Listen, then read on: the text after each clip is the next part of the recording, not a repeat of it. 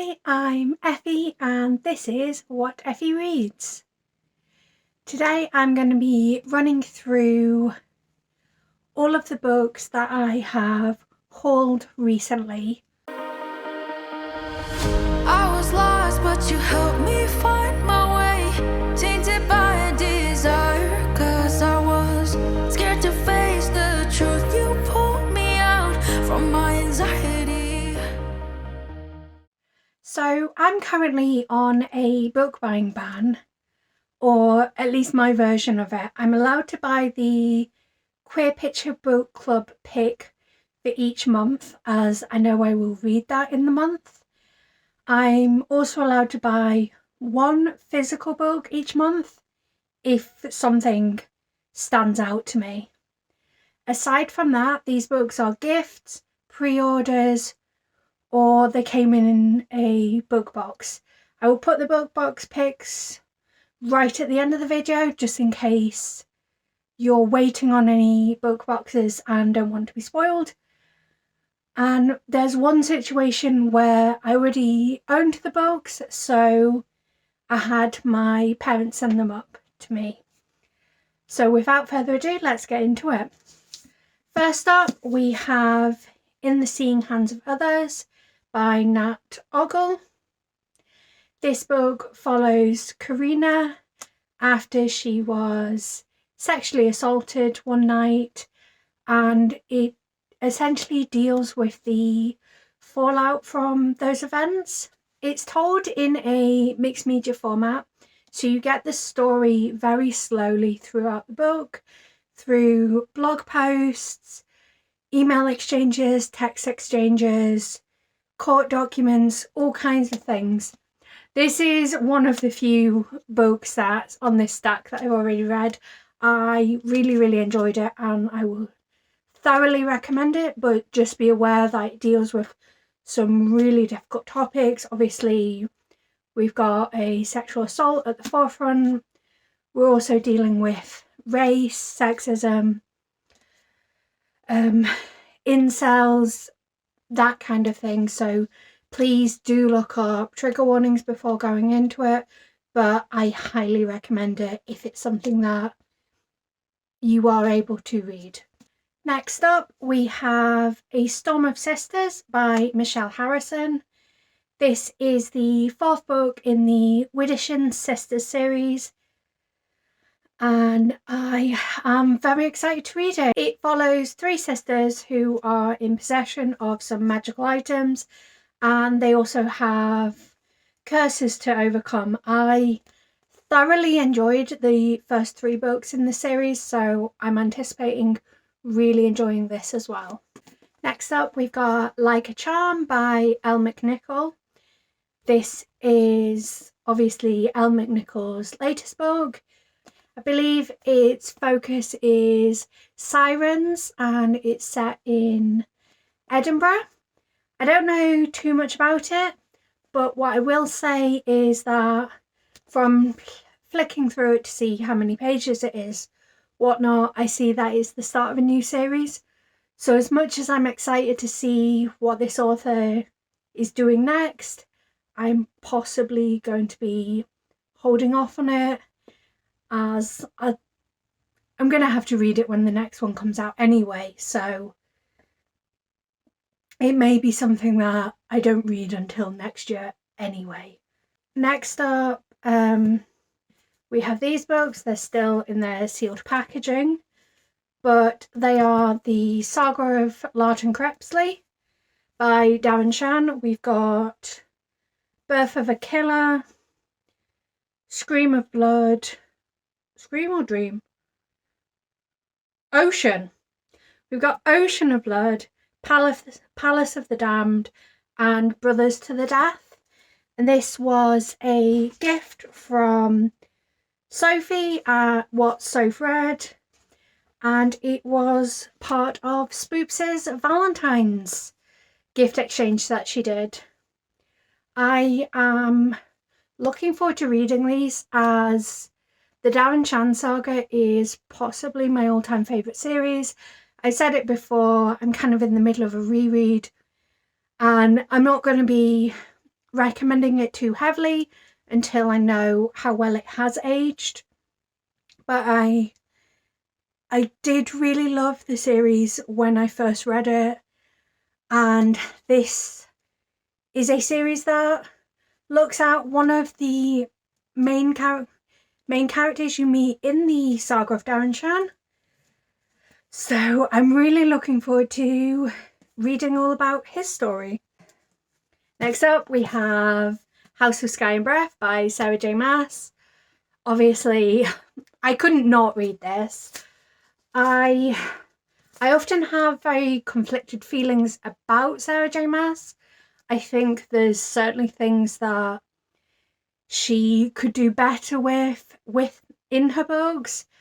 But I also think that her books are the perfect kind of junk food book. I do have a spoiler-free review and a spoiler-filled vlog for this book. It's all in one video, but it's chaptered so you can avoid spoilers if you need to. I'm looking forward to the next book, basically, when it comes to this one. Although I think it's probably going to be 2024 before we get it, so... I just realised I didn't explain what this is about. This is the second book in the Crescent City series. It is an urban fantasy where you're following a half-fae, half-human woman as she teams up with an angel to get to the bottom of her best friend's murder, alongside a string of other murders happening in Crescent City. And chaos ensues, I suppose. Next up, we have Apple and Knife by Intan Paramiditha. I apologise if I'm mispronouncing it. I will try and look up how to pronounce it for the next time I speak about this. I put this book on my wish list as I was a little bit disappointed when I read The Lost Apothecary, and apparently this book delivers on more of what I enjoyed about The Lost Apothecary. This was a gift from my friend Ben, and it looks fairly short and it's got a lovely level of flop, so I'm looking forward to reading this quite soon, hopefully. Next up, we have 5 Seconds Before a Witch Falls in Love by Zeniko Sumiya. This was a Valentine's present from Shannon over at Head in the Books. Check her out, she's linked in the description. I don't know a terrible amount about this. I know that it's a manga. I think it's a standalone, and it looks to be sapphic as well. This book is another one of my pre-orders. It is To Paradise by Hanya Yanagihara. I ordered the Waterstones exclusive edition and I got the signed edition, and I'm sure you've already seen, but it has quite possibly the worst signature I have ever seen, and that's saying something considering what I thought when I saw Cassandra Clare's signature. That does nothing for me. I am really picky with signatures, actually. Like, I like a signature to look a little bit unique. And I will show you when I get to one of the later books, because that's like the other end of the spectrum, a signature that is absolutely beautiful. From what I know, this is a book that spans 3 centuries and it has recurring themes. There's no blurb on the back. But essentially, I picked it up because I really loved A Little Life. And I'm hoping to absolutely love this as well. This would only be the second Yanagihara that I've read, so be interesting to see what I actually think of it. But also, it is chunky, so I don't know when I'll actually get a chance to pick it up. This book was January's Queer Picture Book Club pick, and it is Juliet Takes a Breath. This is another one of them that I've actually already read, hence why I was allowed to buy it in January.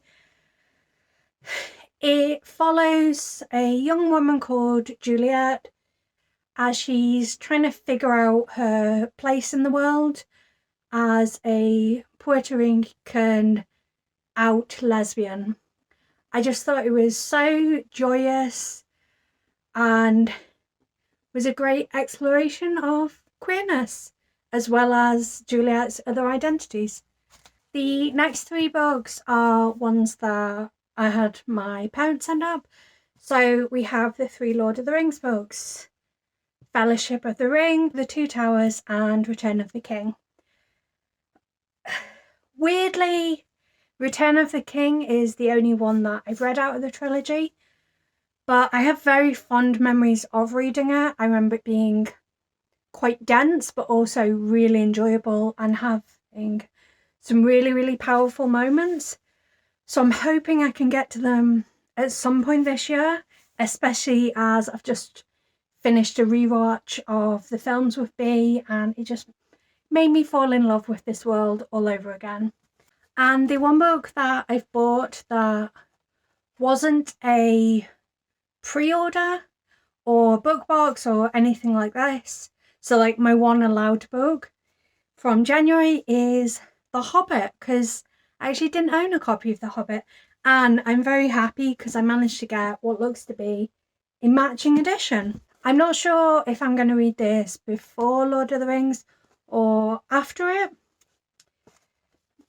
but again, very excited to dive into this world and read it. Next up, we've got The Love Songs of W.E.B. Du Bois by Honore, Fanon, Jeffers. This was another book that I read for the debut novel category of the Goodreads Choice Awards last year. I absolutely adored it. It spans, I think, something like 400 years. And I just found it really, really beautiful, really touching. And I couldn't resist picking up a copy for myself. And I also decided to get the signed edition. And it just has the most beautiful signature in. And I feel like that's what I expect when I get a signed book. So I'm very happy to physically own a copy and be able to return to it. And the final book that we've got for now, although I think I'm filming this video in 2 parts, so we're probably going to have more books in this video, is How High We Go in the Dark by Sequoia Nagamatsu. This is the Waterstones exclusive edition, which has black spreaders, and I don't know if you can see, but the book itself is white, so it looks really visually appealing. I think this one revolves around a plague in rural Antarctica. No, the Arctic. So this revolves around a plague in the Arctic, and it has a really interesting cast of characters. We've got a mother trying desperately to keep her son alive, a scientist who failed to save his own son from the plague, and is now fathering a pig, a man who's recovering from his own coma and is planning a block party for his neighbours, a widowed painter and her teenage granddaughter. So it sounds like it's going to be a really interesting book. Although, who knows how it'll be considering that we're still in the middle of a pandemic. But I'm very excited to read it. Welcome to part 2 of this book haul. The part that was meant to just be the couple of pre-orders that I was waiting on and my last few subscription boxes, and then I accidentally broke my book buying ban, so has a lot more books than I originally intended. So let's get into them. We have The Paris Apartment by Lucy Foley. This was a gift. As you might be able to hear, I've been feeling a bit ill recently. It's just been a cold, but like when you haven't had a cold for 3.5 years, you forget how horrible they feel. So anyway, the amazing Shannon over at Head in the Books sent me this as a kind of get well soon gift. She is like literally the most amazing human being ever. I recently did a vlog, sort of not. It didn't go quite how I planned. I will pop it on in the cards. Anyway, I read 3 Lucy Foley books, and essentially, like, I'm interested in picking up more. I was definitely interested in picking this up. And then Shannon showed me what it looks like under the dust jacket, and I knew I wanted a copy so much. So the amazing Shannon bought me one and sent it to me whilst I was at home feeling sorry for myself. So please go check out Shannon's chapter. Please go check out Shannon's channel, subscribe to her, give her all the love, comment, tell her that she's the most amazing human being. Do it now, please. And then we've got, this was a pre-order. This is Chivalry by Neil Gaiman with illustrations by Coleen Doran. This is the graphic novel adaptation of a story that Neil Gaiman wrote about a elderly woman who discovers the Holy Grail in a antique shop. It sounds like it's going to be a lot of fun, and I really enjoyed Snow Glass Apples, so there's quite a high bar for me enjoying this because I did enjoy Snow Glass Apples so much. So I'm really looking forward to getting to this, and hopefully soon. Next up we have The Girl from the Sea by Molly Knox Ostertag. This is the March Queer Picture Book Club pick, and this is one of the things that, like, I'm allowed to get myself the Queer Picture Book Club book each month, as I know I will read it. So that's what this book is basically. I believe it has something to do with Salkies. It looks like it's going to be really cute. You can tell it's like lovely and queer on the back. I'm obsessed with Salkies, so that has me really excited. This was a pre-order. I'm really excited to read this book. It's Delilah Green Doesn't Care. Its blurb reads a little bit like a Hallmark movie type thing, where you've got a woman who has kind of moved to the big city and ends up going back to her small hometown, and then when she's there she meets someone and there's kind of a romance and hijinks ensues. So very excited to read it. But also it was the Illumicrate Afterlight pick, so this was the Illumicrate one. I'm a bit sad I don't like this copy, but I do very much like this one, so this is the one I shall be keeping. This was also a pre-order. This is Cirque du Freak Omnibus Volume 5, so this covers books 9 and 10 in the Saga of Darren and Shan series. This is the manga. I'm very excited to, well, in a couple of months have all 6 of these volumes, so I'll be able to enjoy one of my all-time favourite series in another form. I do have very fond memories of the Saga of Darren and Shan, and I'm really interested to see how they translate into a graphic novel manga.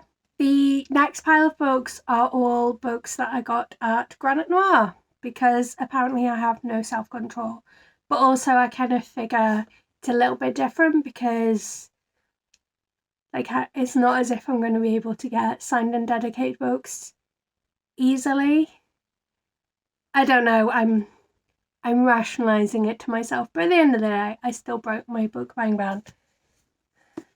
So first up we have She and I by Hannah King. This is told through multiple POV. It's about 2 best friends, and the basic premise is you always say that you would die for each other, but would you kill for each other? I am so excited to pick this up. It is Shannon and I's buddy read for next month, and honestly, I think it's next month anyway. It can't come soon enough. I'm really excited to pick this up. Next up, we have The Twins by L.V. Matthews. This follows two identical twins living very different lives, and it says that they were bonded over a childhood incident, and when that comes to light, they are pitted against each other. I am so interested to read it. I think it's going to be really interesting to see how the twin dynamic works in this book, because they are such different people, but they are also identical twins. The next book I've got is My Sister the Serial Killer by Oyukan Braithwaite. This is an absolutely fantastic book. I read it a couple of years ago. It is basically exactly what you expect it to be. It follows this young woman whose sister keeps killing men, and she ends up having to clean up after her sister. It's incredibly funny, and just kind of keeps you gripped from start to finish, so I'm so happy to finally have my own copy of it. The next book on my pile is The Spirit Engineer by AJ West. I've seen this all over Bookstagram for probably the last 6 months, possibly longer, and I have been really wanting to pick it up. So when I saw that AJ West was going to be at Granite Noir, I knew that this was when I was going to pick it up. This is set 2 years before the sinking of the Titanic, and it follows William Jackson Crawford, a scientist and a skeptic, and Kathleen Goliker, a famed medium. It's one of these where you're not sure whether it's paranormal or not. It sounds like it's going to be a really gripping read, and I've seen a lot of really good publicity about this, so I'm very excited to pick it up. The next 4 books are all in one series, so we've got The Helpless Strangers, Death at the Plague Museum, Songs by Dead Girls, and Murder at the Music Factory, all by Leslie Kelly. These were written prior to the pandemic, but essentially there's a deadly virus spreading, and they're set in Edinburgh, where a health enforcement team has been set up, combining police and health service staff to try and kind of combat it. They are kind of thrillers, but they're also incredibly funny. I'm really sorry if I'm not doing these books justice, but again, I saw Leslie Kelly at Granite Noir, and she just sounded absolutely hilarious and had me really intrigued to pick up these books. So obviously I had to pick up all 4 because I have no self-control. And then the final Granite Noir book is How to Kill Your Best Friend by Lexi Elliott. This follows, I think it's a group of 3 best friends, where one of them has been murdered on this luxury island type thing, and then they're trying to figure out who murdered them, I think. And peppered throughout it, it's got different methods of how to actually kill your best friend. Hearing Lexi Elliott speak, I was immediately drawn to this book and really interested in reading it. It also amuses me that he's kind of the opposite to She and I, and I think they'll pair really well together as a fun reading experience. So keep your eye out for a vlog where hopefully I'll be reading both of those next month. We've got Detransition Baby by Torrey Peters. This came in a queer book box, and I'm a little conflicted about it, if I'm honest, as I read this book as part of a video where I read the debut novel category of last year's Goodreads Choice Awards. I really enjoyed this book. I think I gave it a 5 stars and thought it was overall a really great read. However, I was a little disappointed that I did receive a book that I'd already read. I own the Kindle copy, so I already own a copy but not physically. So it was a little bit like, yay, a book I loved in physical form, but boo, I have already read it. This follows 3 people. You've got a trans woman, you've got someone who has detransitioned, and you have a cis woman who is pregnant. And it kind of explores what it means to be trans, what it means to detransition, the expectations of motherhood, and they try and navigate whether they could possibly have an unconventional situation to raise this baby going forward. Leviathan by Rosie Andrews. This is the Goldsboro edition with these beautiful spreadsheets. I don't know very much about it. I think it's historical fantasy. It takes place in 1600s England, and I believe there's some fantastical elements to it. The blurb is quite short. Feel free to pause if you want to read it. But I am very interested to read this book, and I also appreciate that it isn't terribly long, so hopefully it won't take me too long when I do pick it up.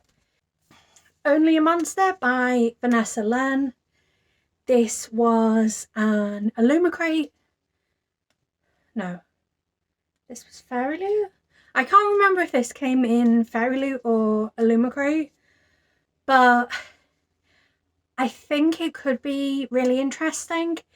It follows a young woman after she discovers that she comes from this family of powerful monsters, and she ends up having to team up with someone from a rival clan of powerful monsters, and there's a monster hunter involved as well. So it could be a lot of fun. I'm hoping it's a standalone. It feels like a story that would work well as a standalone. This next book is another Queer Book Box pick, and it is Gay Bar by Jeremy Atherton Lin. If I remember rightly, it's kind of autobiographical, but a little bit of exploration of why gay bars are so important culturally and just in general. Queer Book Box has fairly consistently given me some of my favourite queer books. I think of the books that I've read from the box, the ones that I haven't enjoyed have been Memorial, but I don't know if I would get something different out of it at a different time. And also People in Trouble, which again, I don't know if I was in a different headspace, I'd feel differently about it. So I'm looking forward to cracking this open. Next up, we've got the Ivory Key by Akshaya Raman. Again, apologies if I've mispronounced it. I will endeavour to look up how to correctly pronounce it before the next time I'm talking about it. This came as a second book in one of the book boxes. I want to say Illumicrate. It's got these blue spreadsheets. I actually don't know much about it. So from quickly looking at the blurb, it looks to be about a group of estranged siblings coming together to track down an artifact known as the Ivory Key. So it could be a good time. Next up, we've got this beautiful version of This Woven Kingdom by Tahara Mafi. I think this is the start of a new series. And I also, if I remember rightly, it's based on Persian lore. So I'm very much looking forward to reading it. I actually don't think I've read anything by this author, although I do own 4 of the Shatter Me series. I don't know if it's called that. And I also own, I think, An Emotion of Great Delight. But I think this is just an absolutely gorgeous edition. And I'm happy to have it on my shelves. We have A River Enchanted by Rebecca Ross. This seems to be a kind of Celtic-inspired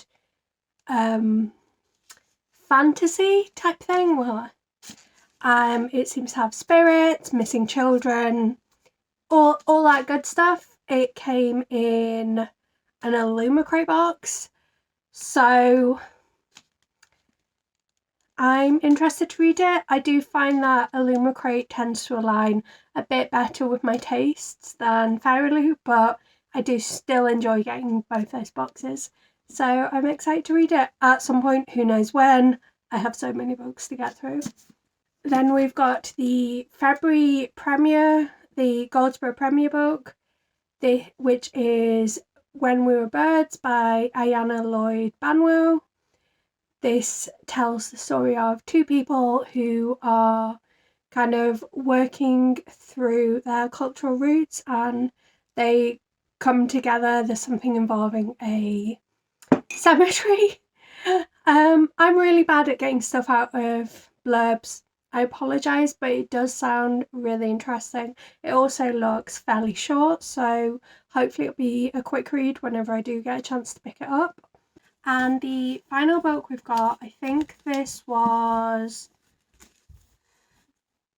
February's Fairy, is Daughter of the Moon Goddess by Intan. This is an absolutely gorgeous edition. I've heard very mixed things about this book. I am very intrigued to read it, but a lot of people have said that it does read quite young, even though originally it was suggested to be adult, and then people have said it's crossover, and now people are saying it reads very young.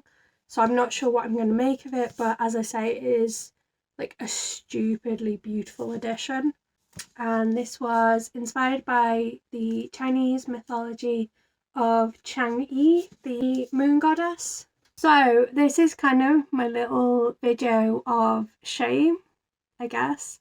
But also, this is all the, like, okay, I was going to say this is two months worth, but like, that's still quite a lot for 2 months worth. I don't know.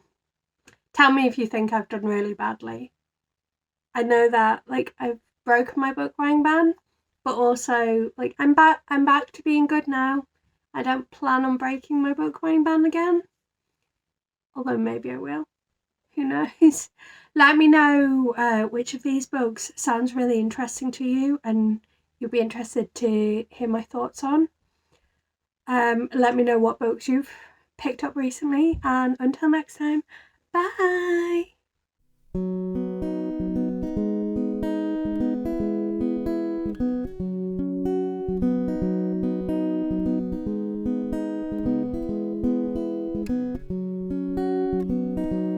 There's a place